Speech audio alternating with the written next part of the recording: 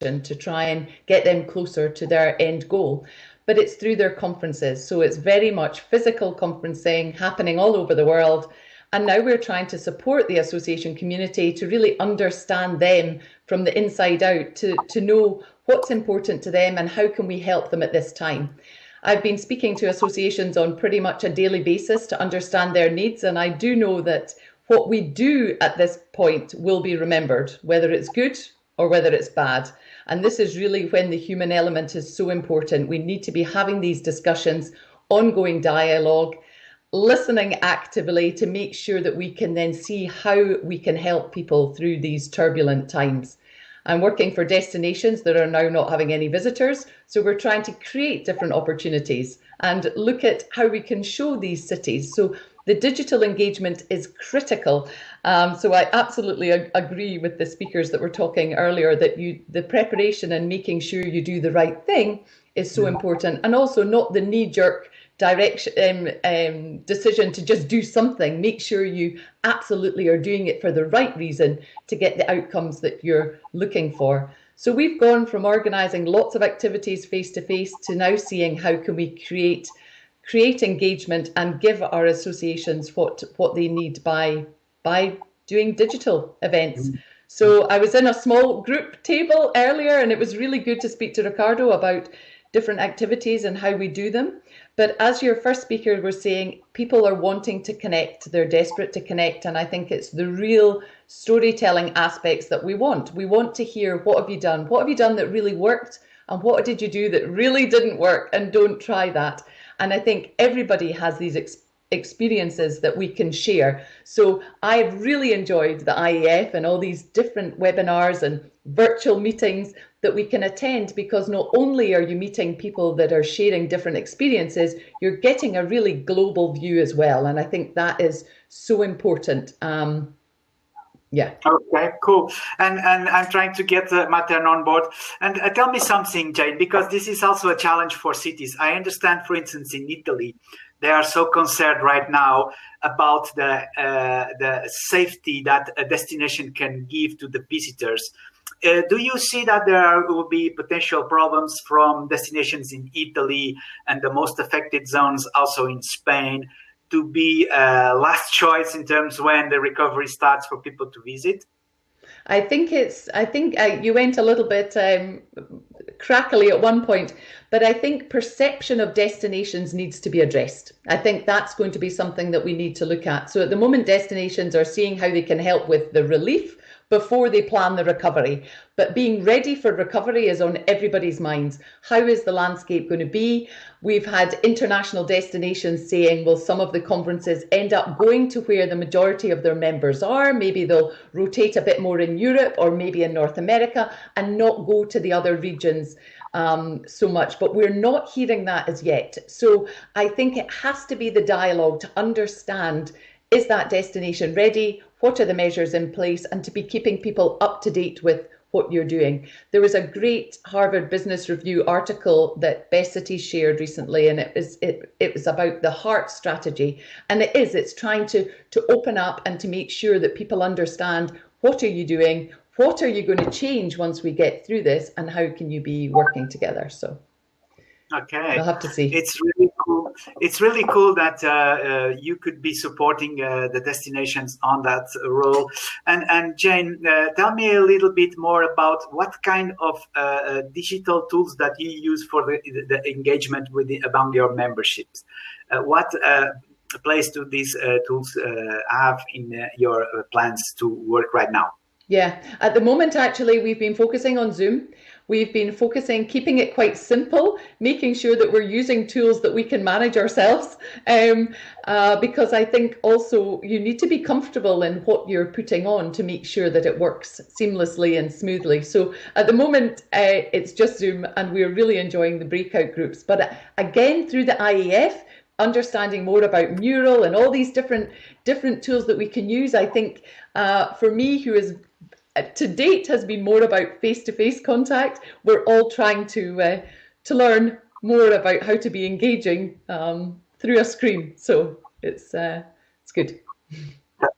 That's awesome. And Jen, tell me something. What do you see as the breakout technology that all facilitators like so much? Are these something that you've been using yourselves? Is there any rule of thumb that you can share on the use of breakouts for team engagement? I think it's keeping it simple is important, I've found. So absolute clarity with the question that they're expected to address, and also making sure that the question that they're being asked is something that everybody can contribute towards. So I think a lot around the instruction, and then the time frame that they have to discuss that, to make sure that everybody has a voice. Because I was also talking with Ricardo earlier to say, you know, it's different strokes for different folks. Some people do not want to speak up and contribute. So making sure the size of the group is relevant to the outcome that you want to achieve and the time frame you are giving them. I found out through trial and error by trying to ask too many questions sometimes, that keeping it very clear and simple is good. Okay, that's interesting, Jen, and this is lovely that we are recording these statements, because they're real interesting gold nuggets here. You know, what would be the piece of advice you give someone in your position in a different association to do in these times of crisis? It's very hard for me to really say for other associations, and I have to be mindful for that, because I think every association has their oh, there's my turn. Every association has their different needs and what they're trying to do, depending on the topic of that association. So, you know, I've spoken to some associations that say they have a commitment to ensure that, you know, research is disseminated. So how do you make sure that happens? They have a commitment for knowledge transfer to regions around the world so that there can be capacity building. They have commitments in certain ways, and it's trying to find ways to move from what was perhaps face-to-face engagement to how can we create this learning and this knowledge transfer still in a virtual platform. Now, some of the associations that I know very well that were due to have their conferences physically in our destinations are now turning them to online meetings. And I would really like to get some case studies from them to understand what did they do, and to tell the story, but the good, the bad, and the ugly, really, so that we know what can we learn from that and help in the future. One thing I do know from speaking to some associations is that now that they have started to do more activity digitally, they will also use that element in their face-to-face meetings. And some associations have even said they're starting to do more regional, smaller meetings once we get through this, that's focusing on real needs for that destination or that country. So smaller regional meetings while still doing larger meetings with an online component to make it more inclusive. And I think that's a really good positive outcomes of what we've had to go through to get out at the end. Thank you so much, Jen. And finally, Materne, bienvenue, welcome, Materne. I'm pleased that you could take out from your busy schedule to be with us in this online drink. And Materne Bossou, for the ones who don't know, is the Director of Memberships and Chapters in the IAF, International Associations of Facilitators. And Materne, tell me a little bit something about what is the challenges that you see now the COVID crisis is going to place on associations, because I also know you are an expert on associations management. Throughout your life and professional career, you've been working with even larger associations in the IAF. So what is the challenge or the opportunities you see with this COVID crisis for the associations? First of all, good morning or good afternoon. Can you hear me? Sure, yeah. Okay, good morning or good afternoon. Sincere apologies for the internet access, which is not very good here. And to start, I want to let you know that English is not my first language. English is my fourth or my fifth language. So sorry for the bad phrasing, or if you don't understand something, just let me know. I'll try to say it better. Cool. The challenges we are facing as organization, the first one is we cannot anymore have face-to-face meeting. We have our global conference planned next November, but we are obliged to postpone it for 1 year. And as many organizations, we are going through this challenge, and the virtual meeting or the online meeting, what we call in French, the conference call or teletravail is the most thing we are focusing on to meet up with our members and to talk. What can be the opportunity? Yes, the opportunity, the first one I see and the first one I'm seeing is that everyone will be obliged to learn how to meet, how to conduct meeting or how to participate in meeting online and how to use meeting tools online. That is great, and that will change the whole world, the whole way we are working so far, and in many sector of activities, rules will change from now. For people around the world, many job positions will be simply cancelled because the employers will notice that they don't need these people, and we as organization, we have to support these people to help them in their conversion to new job, to get new skills, and to have better life. Definitely. And Materne, there is a question that I have still in my mind is this: do you think that after the COVID crisis, we are going to be back to normal and we forget about online meetings, or is this going to have a lasting impact in the rest of our lives? Definitely, the virtual and the online meeting will stay and will be improved for the next years. We cannot get rid of this from now. That will become a new way of working from now. Of course, we will continue with face-to-face meetings, but the online meetings will remain and even will be improved. Fantastic. And this is really interesting because we are just having this online conversation here. And Materne, you are in Togo. Jane, where are you now, right now? In Stockholm. In Stockholm, in Sweden, and I'm in Madrid. And we are like here sharing the same space with our viewers from this remote platform that are also connecting from different places in the world. So it's really amazing. This is making the world shorter. Okay. Yep.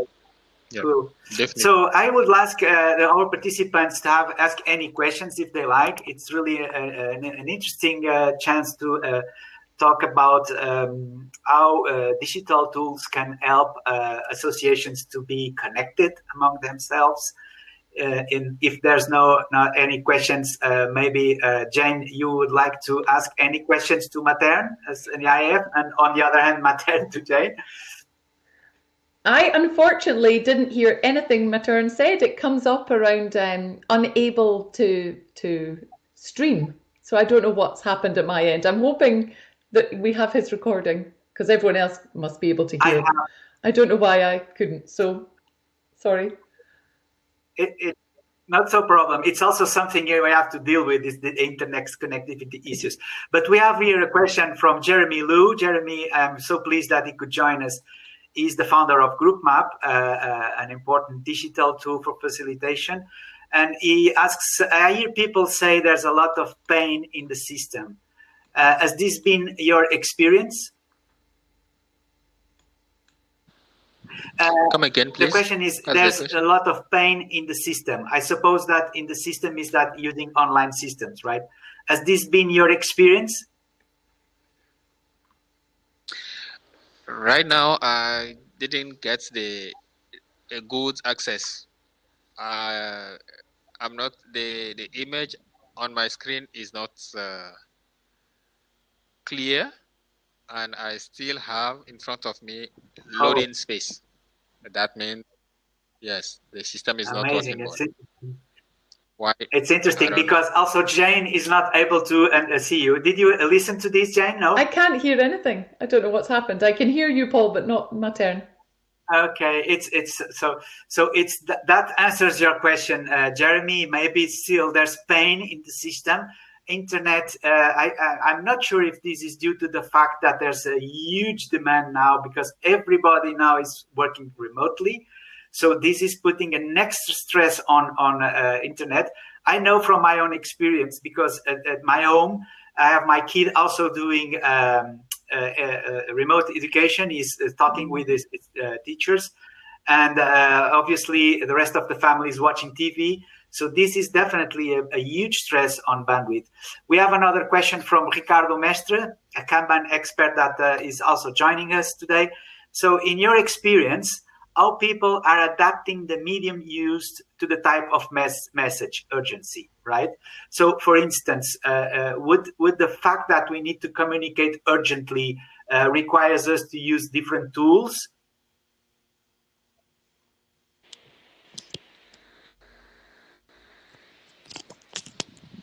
I don't get the question. So if the different styles of communication, like for instance, if you want to have urgent communication with your members, would lean you to use a different kind of platforms than Zoom rather than Zoom?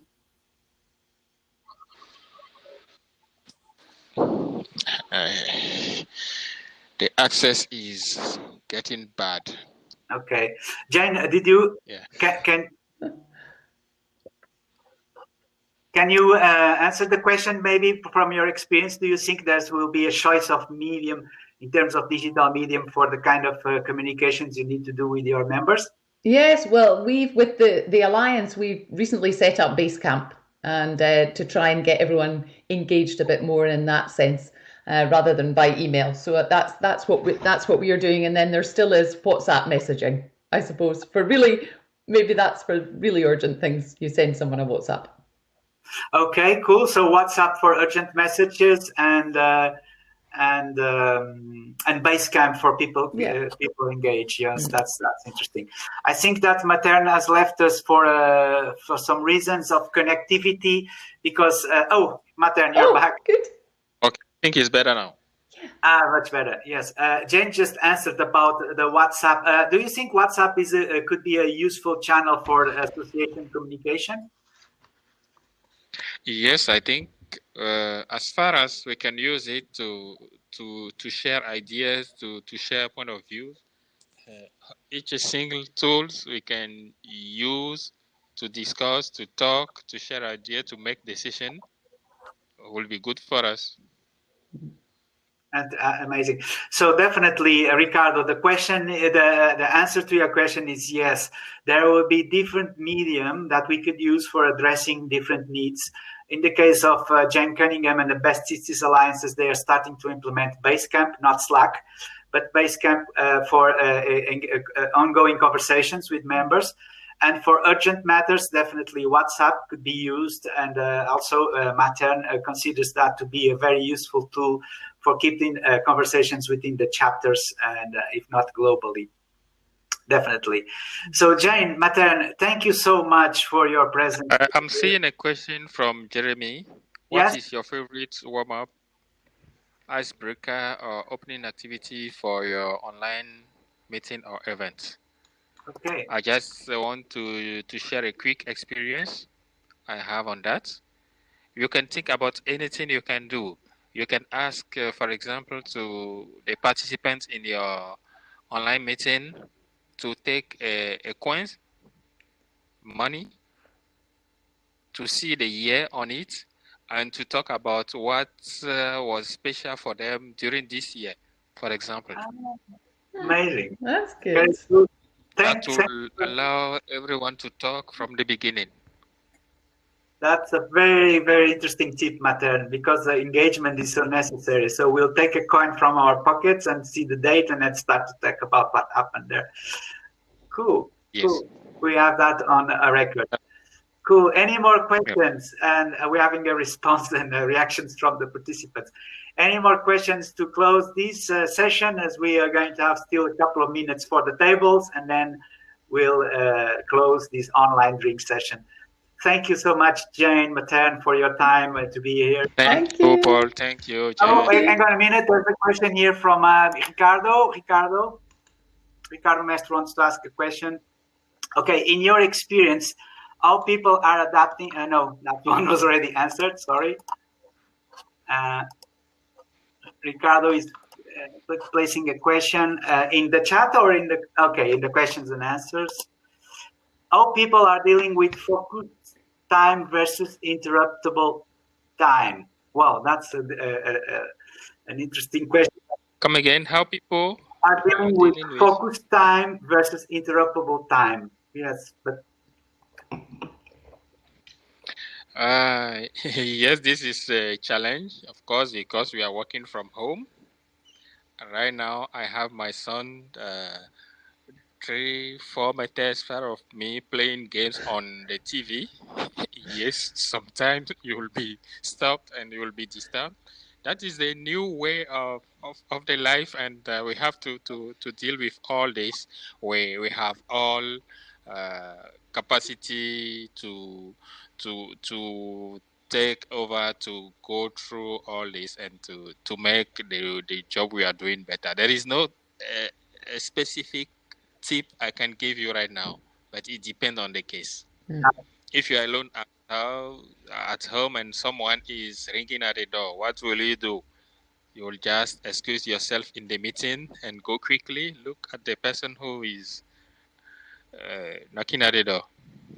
Yeah, that's true. Jane, do you want to add something to this? Yeah, I think a lot of it is around not committing, not overcommitting. It comes down to the simplicity of it as well, as we know how important the dialogue is. So, and you want to have these conversations, but looking after your own health, to be able to step away. I'm kind of half dressed. I've got yoga gear on underneath because I've just done a Pilates class before joining this. So you need to look after your mental, physical health, kind of.